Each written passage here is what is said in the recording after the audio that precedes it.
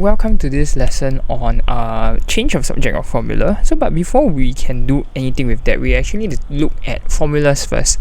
So right here, I'm going to start with a very simple formula here. Let's consider this formula over here. Okay, f is equals to u plus v. So with a formula like that, okay, what we can do is kind of like just think about this. If f is equals to u plus v, the subject of the formula here is actually f, because f is equals to the sum of u plus v. Because the thing about this is when we read mathematical formulas in English, is actually what we can say is that f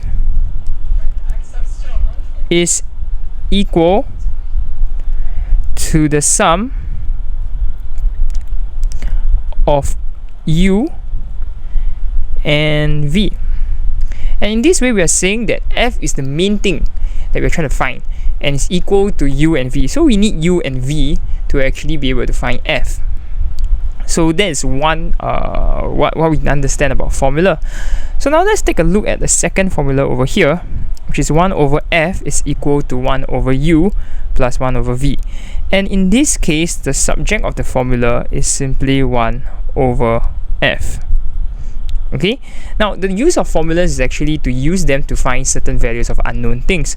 So in this case, let's say if I give you the the value of f, and in this case the value of u, and without the use of calculator, we are expected to find the value of v. So what we'll do is actually we will start with writing the formula, which is simply 1 over f is equals to 1 over u plus 1 over v. And let's substitute the values of f and u inside. So we will have 1 over 20 is equals to 1 over 1000 plus 1 over v. So we kind of isolate, and I think we want to isolate v in the sense, so we will have 1 over 20 minus 1 over 1000, which is equals to 1 over v. Now in this case, we will start to, since there's a value 1 over 20 minus 1 over 1000, you may, use your calculator, because in this case, you can't use a calculator. So we have to manually do it. And in this case, this is 50 over 1000 minus 1 over 1000. So we want to make the denominators the same. And then we will have 49 over 1000 is equals to 1 over v.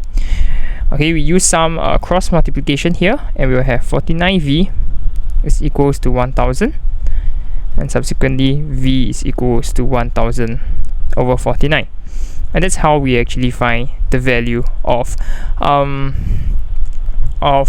v.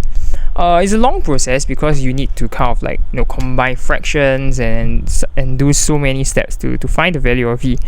Now what happens if I change the value of f and u, and I say can you find the value of v if f is equals to 31 and u is equals to 6,969? And you have to do it without the use of calculator again. Okay, so if we have to do this step, we're going to simply do the same thing again. Okay, and from here we find that we substitute the values again.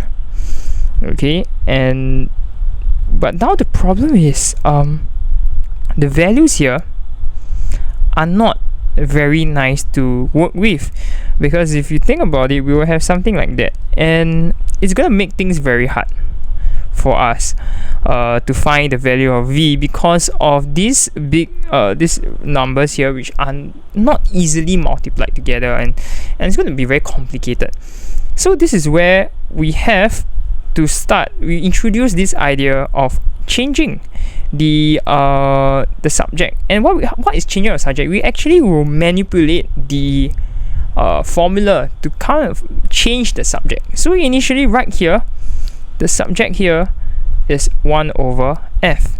So what we're going to do is we want to make v the subject. What do I mean? So right now we have 1 over f is equals to 1 over u plus 1 over v. I want to reach a stage where, remember, at this stage we have f is equal to u plus v, while f is actually the f is actually the subject here. So what we want is, I want to have v equal something as the subject. Okay, so this is what I'm trying to find here. I'm going to manipulate this using algebra, and okay, this is actually the goal that we have. So what we're going to do here is actually, number one, I will try to isolate v as much as I can. So let me just switch things around. I'll have 1 over u plus 1 over v is equals to 1 over f, and subsequently I'll have 1 over v equals to 1 over f minus 1 over u. Now this, right now my subject here, it's not v, but my subject here is 1 over v. That's not the ideal situation. The ideal situation is we want v equals to something. Okay, why is that? So later we'll see. Let's try to make v our subject here. So before I can make v my subject, you see that to be able to kind of like make v the subject here, I'm going to reference it to earlier. The goal is actually to combine the fractions, right? Combine the other fractions, and then after do some cross multiplication, and we will get there. And that's what we're going to do. Okay, so we're going to have 1 over v here. Still something. I'm going to combine 1 over f minus 1 over u. Okay, to make sure these two fractions are combined, you have to ensure that the denominators are the same. You do not know the value of f and you do not know the value of u, but you know that to make it the same is essentially the common denominator here would be uf.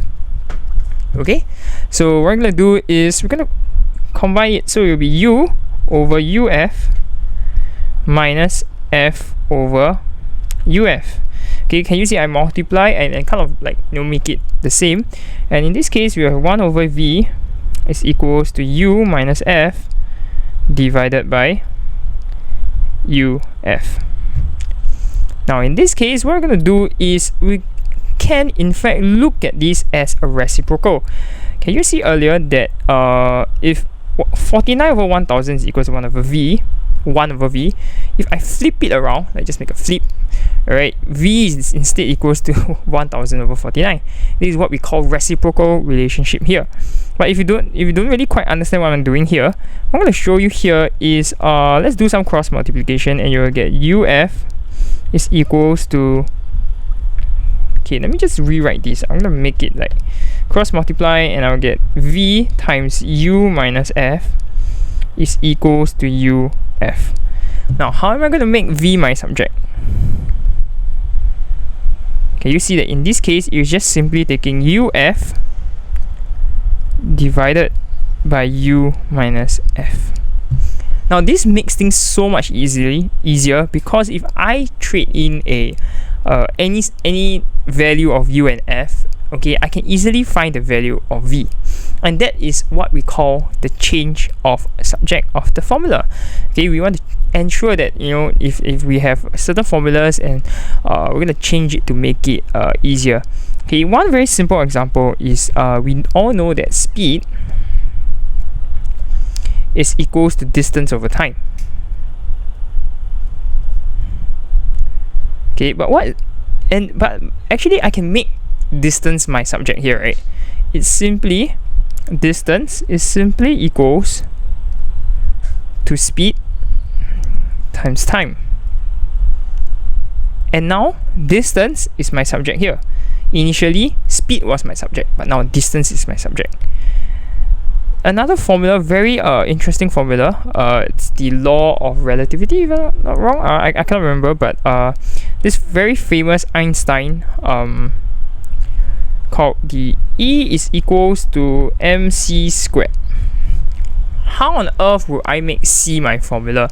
So let's just rewrite this as mc squared is equals to E. mc squared just simply means m times c times c. So c squared is equals to E divided by m, because I can just simply divide m on both sides. Now, but the thing about c squared is, how am I going to make c my formula? In this case, still remember, if you want to find if x squared is equals to 3, equals to 9, what you will do is you will square root both sides, right? To find square root both sides, you got the plus and minus, and then you will have plus minus 3. But let's talk about this stage over here. Okay, and in fact, I'm just going to do that. I'm just going to square root and both sides, and actually, in fact, I'm just square rooting e over m, and that is now c is my subject.